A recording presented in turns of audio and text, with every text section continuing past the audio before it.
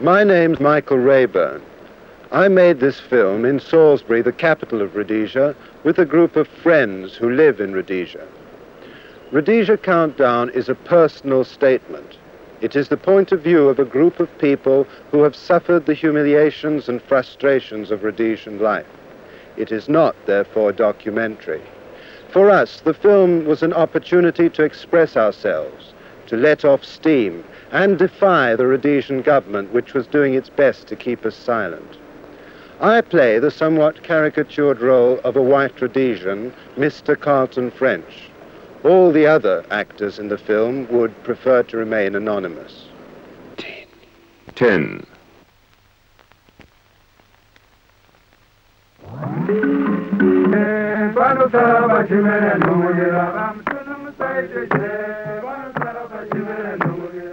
This is the story of a crime. These are the black areas of Salisbury. Under the Land Apportionment Act, 25,000 blacks are allowed to live here. These people are so dangerous and disorderly that the white men built this tower to watch over the townships.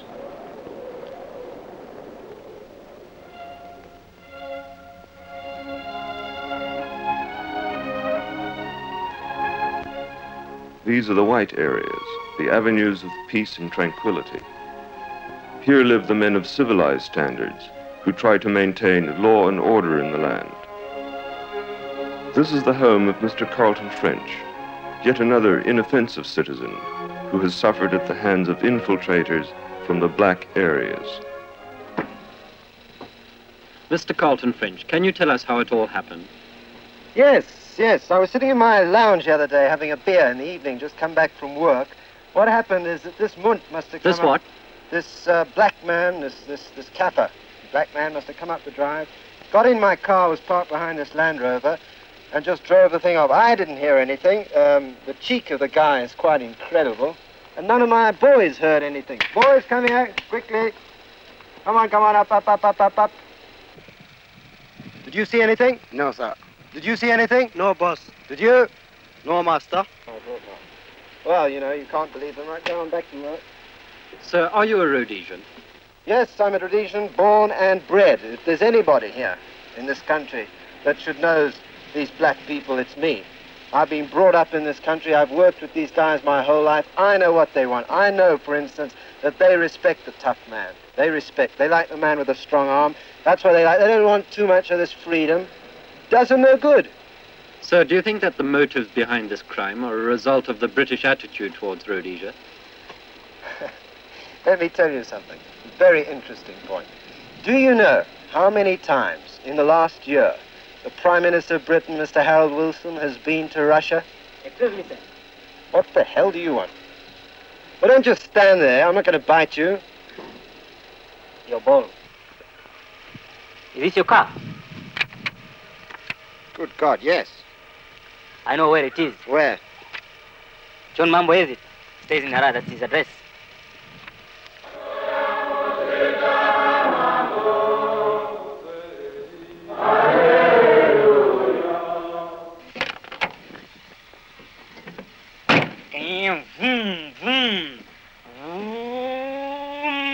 Beep, beep, beep, beep, beep, beep, beep.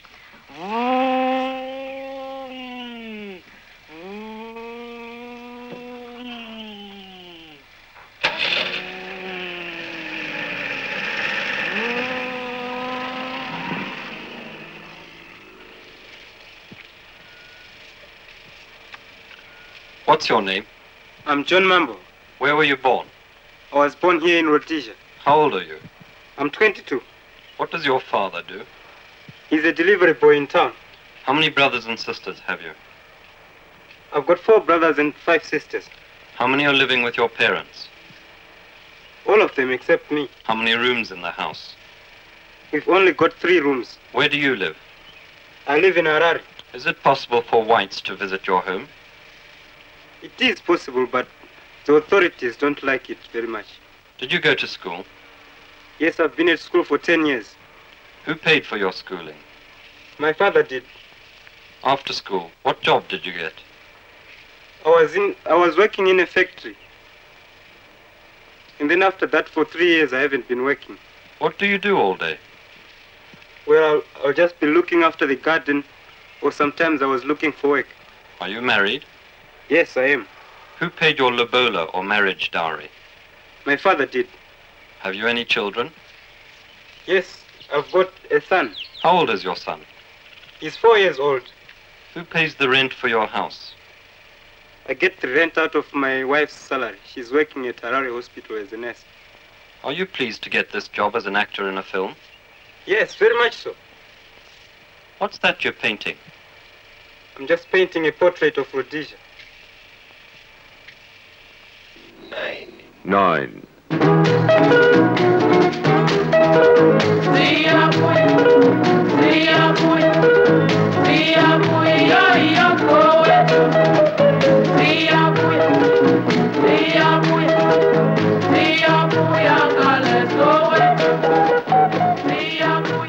Hey!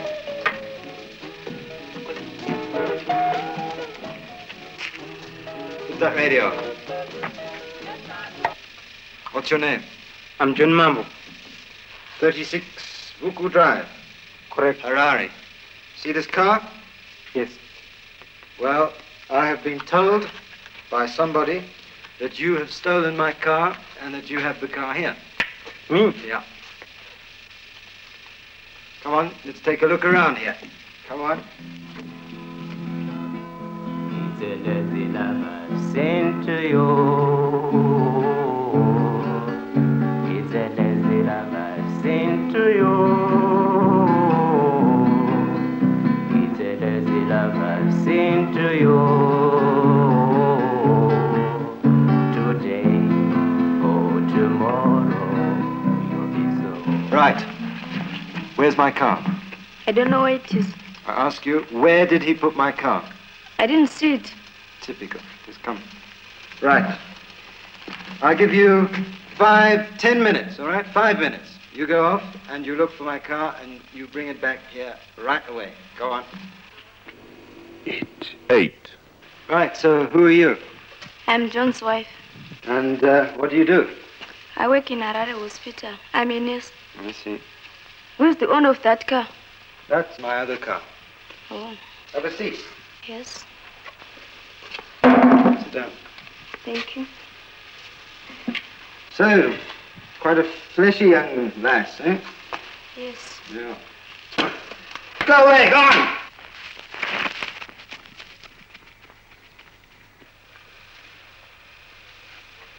Right. Damn. Right, you see my car over there. Do you want to come for a ride in it? No, I don't want. You don't want to come for a ride. Yes. How much do you earn, tell me, in a month? How much would you earn? £10 a month. Now, I'll offer you £5. Will you come for a ride in my car? All right? I don't want. You don't want £5? I like it, but I don't want. You like money? Yes. I see. All right. Be difficult. All right, so I'll give you a whole month's salary, £10. All right? £10. Will you come with me? Yes. Okay, I want. All right, come, let's go. Put him inside, please. And shut the door. We don't want him around the place. Your husband will be back in a minute. Right. Come on. The lazy lover sent to you. It's a lazy lover sent to you. It's a lazy lover sent to you. Today or tomorrow you'll be so. Unless What do you play have that? changed your mind, unless you have changed your mind, it's a lazy lover sent to you. Steaming jungles we afford common enemy. These things have been forgotten since the days of victory. And you can call us rebels, and you can call us rogues. We were founded by an Englishman by the name of Cecil Rhodes. We fought for their steel and bars, and many they died. Yet we may have to fight against all this is UDI.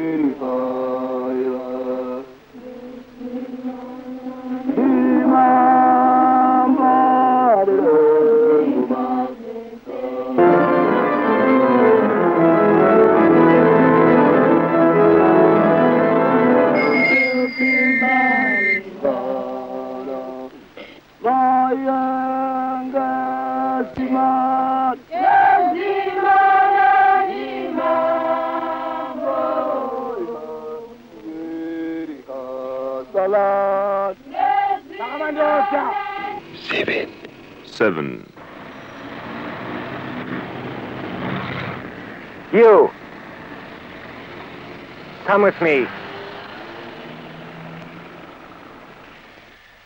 Today, I saw you in Cecil Square, and you won my pity as a white man in Rhodesia, because I felt, as such, that somebody looking as dejected and downcast as you could not, in any respect, be tolerated. And so, I have brought you here in order to tell you just quite how lucky you are. Hey, psst. Black man, why sit down in the road and hang your head? What has happened to the black race? Where is the pride and dignity of the African people? I think, for one thing, you fellows, I don't think you've quite realized what we've done for this country.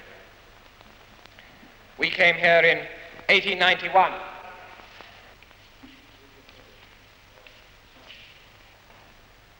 We brought with us, among other things, among our humble household goods, we brought Western standards and Christianity.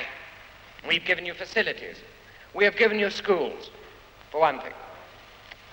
And I think the big thing for you to realize is that there are opportunities here for all, if you have merit.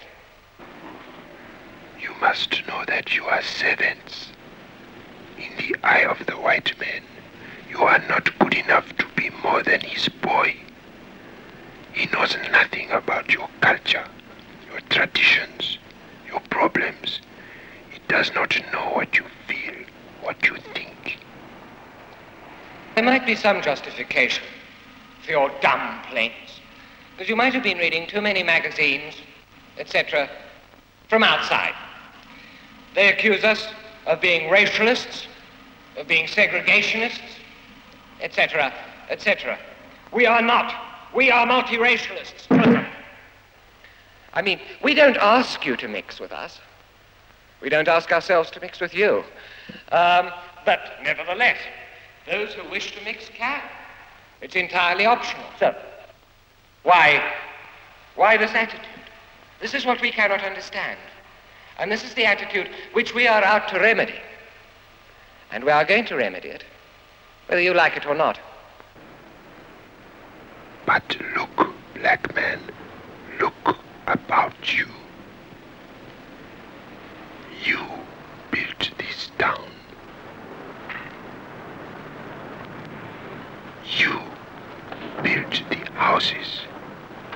And you made the roads. But you are always a laborer. Only the doors that lead to better life are banged in your face by the white man.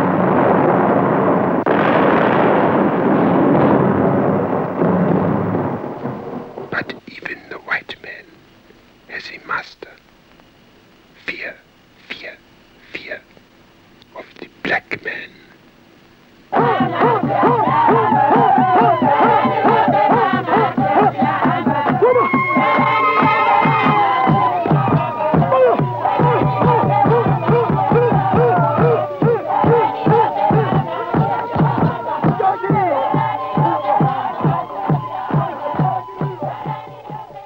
finally remember, we are in complete control in Rhodesia today.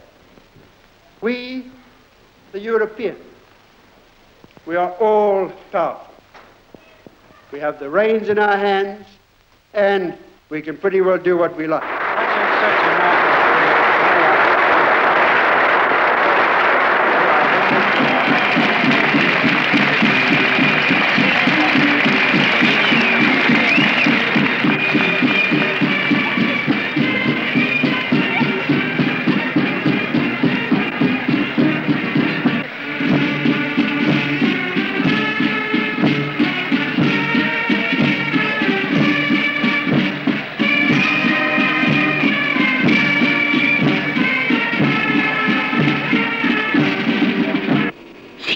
Six.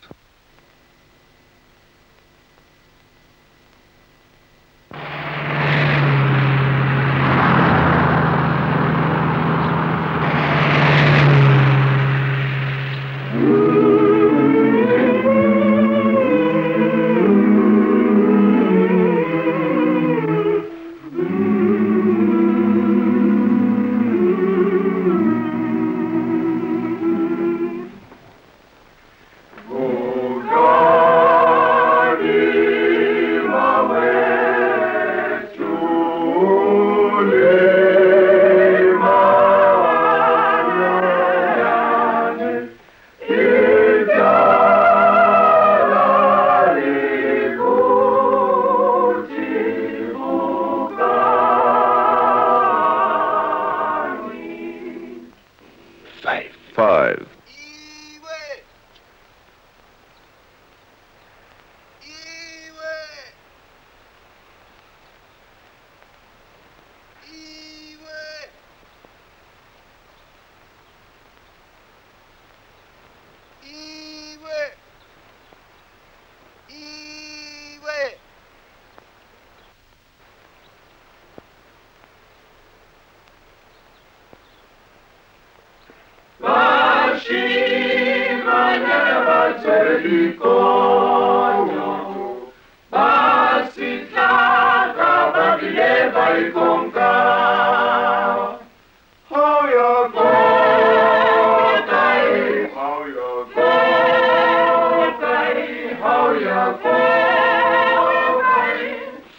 Four.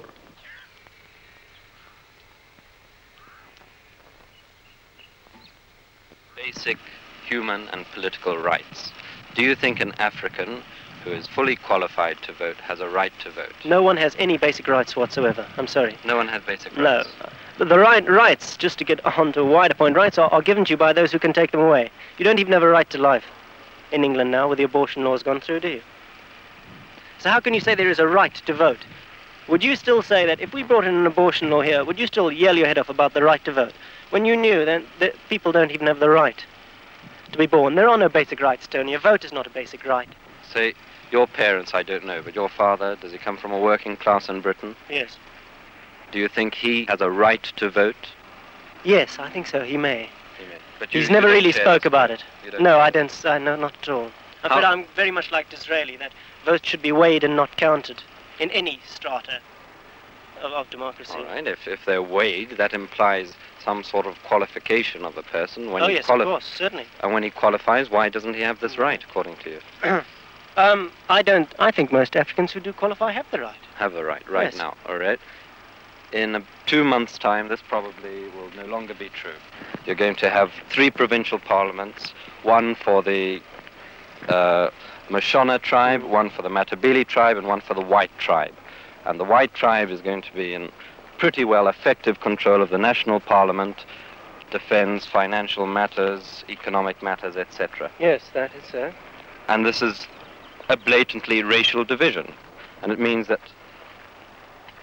the Africans cannot get beyond this point. They will never get into ultimate control, whether they're qualified or not.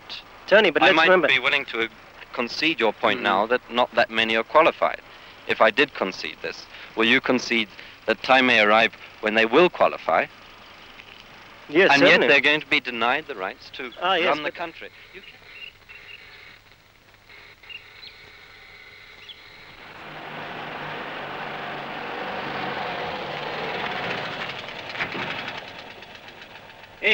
Come in. Where are you going? Take me out of town. Okay, jump in. Come on. Quickly.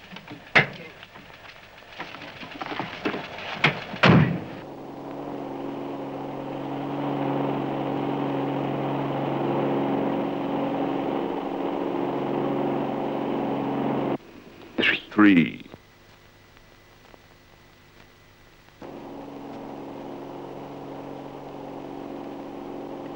Let's stop the car and pull over here. Iwe. Take this child and put him under the front wheel.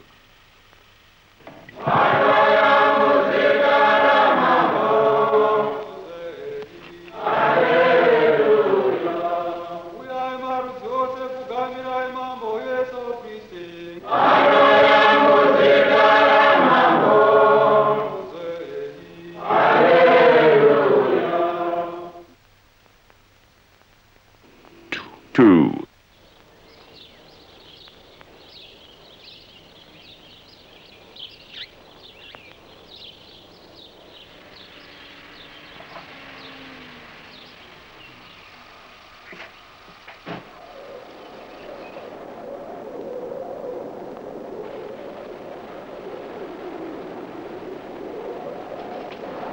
What the hell do you want? 0. 1.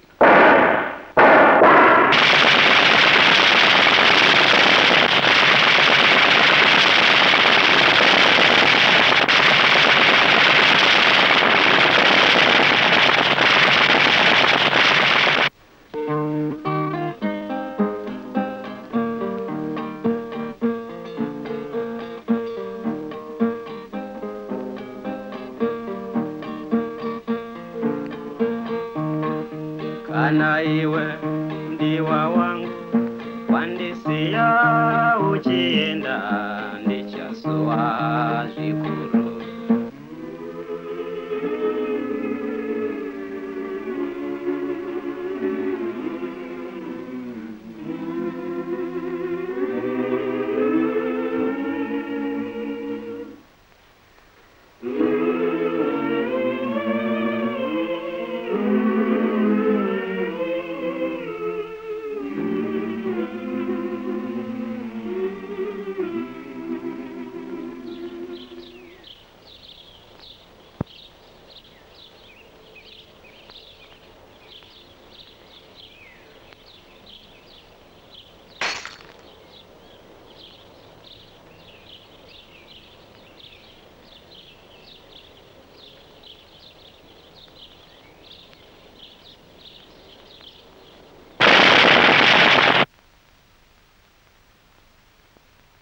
Zero.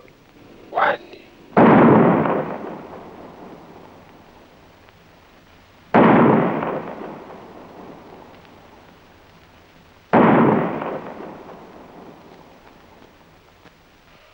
Under the Law and Order Maintenance Act, you face the mandatory sentence for unauthorized possession of a firearm.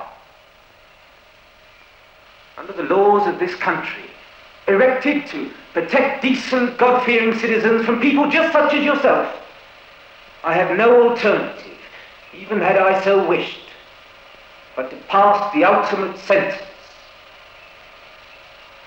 You will be taken from here to a place of execution, and on the day and time appointed, you will be hanged by the neck until you are dead. And may God have mercy upon your soul.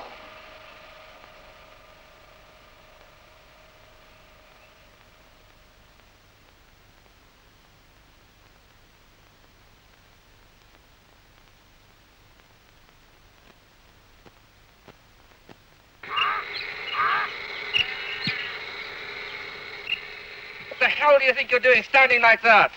Defending these people, I suppose. These people are just murderers. And you're standing Rhodesian justice. What does justice mean? This is what we have come here to do, to bring civilization. You come here for 2 minutes, and then you go. But we've got to stay. We've got to fight. Because this is our country, not yours. This is what we stand for. Law and order. Law in this country. Silly bloody cattle lovers. That's what he needs. He wants to be cooled down.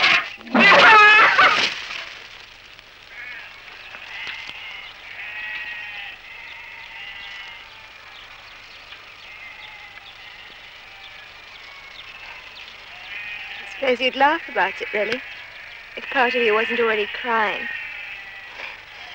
Civilization.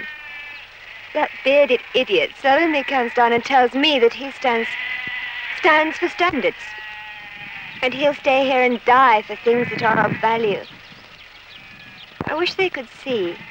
There's been too much violence, too much killing.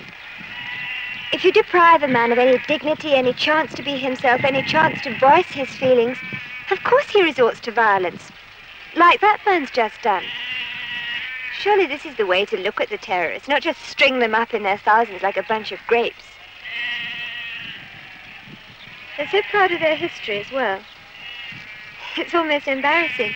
If they only bothered to read some of it sometime.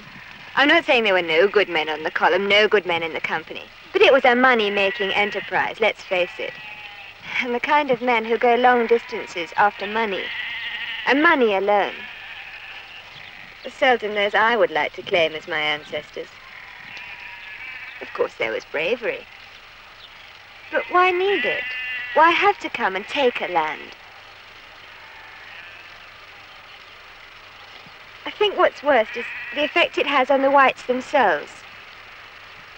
You mind, obviously you mind, every time you meet an African who's missed his chance of schooling, who's hungry, who's homeless, your heart goes out to him, it must. If you're a fellow human being, it must. But it's when you see the effect on the white people, the way their minds set, their eyes set. The rest of the world has gone to a great deal of trouble to discover new things, new responsibilities. And what happens here? Solemnly and deliberately, they turn their backs and trot backwards into the 19th century. The one or two who do it openly in the name of mere expediency, who say, this is convenient, I want money, I want prestige, I'm staying here, I'm a big fish in a little pool, those I can almost respect, you know. There's an honesty to it. It's the ones who put their hand on their heart and with great pious sighs say they are protecting the African. Protecting him from what? I don't know, I don't want to think about it much longer.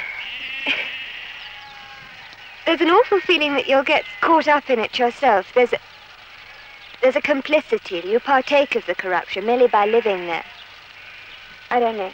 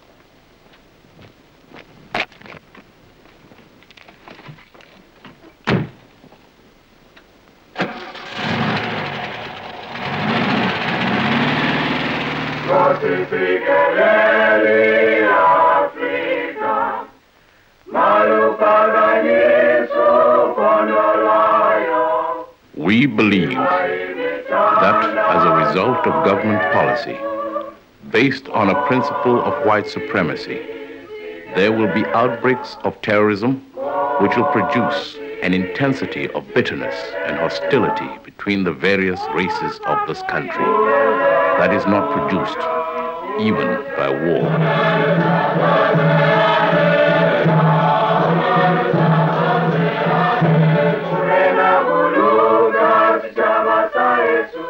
Time has proved that none of the great powers or international organizations are prepared to force justice through in Southern Africa today. And we are placed in a position in which we have either to accept a permanent state of inferiority or to defy the government. We choose to defy the government.